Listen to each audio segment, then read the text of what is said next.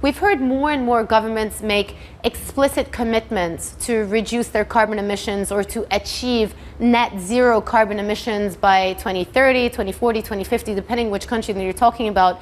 And so you would think that the sector as a whole would have started investing more into some of those clean energy projects to help get us to those targets. Is that the case?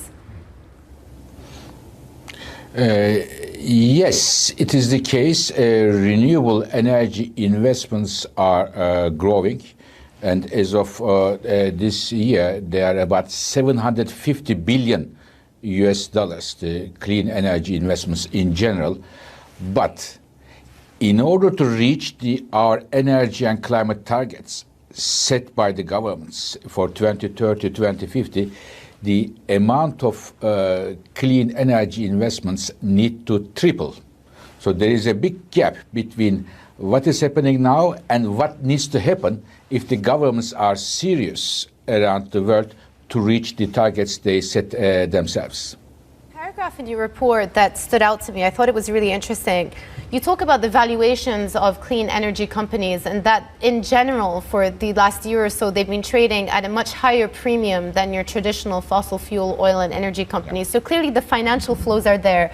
But there's also a line saying that there is a shortage of high quality, clean quality projects to invest in. So it seems to me like there is a supply issue going on, not just a demand problem. First of all, as you mentioned, we found out that the clean energy companies are outperforming those working on the fossil fuel subjects, oil, gas, and coal. This is a very good news, and there can be even more money flowing in clean energy projects, but there are not enough good projects for the time being. Now, the issue is when we look at the entire clean energy and the climate change, for me, the critical fault line of the climate change is the financing the clean energy in emerging world.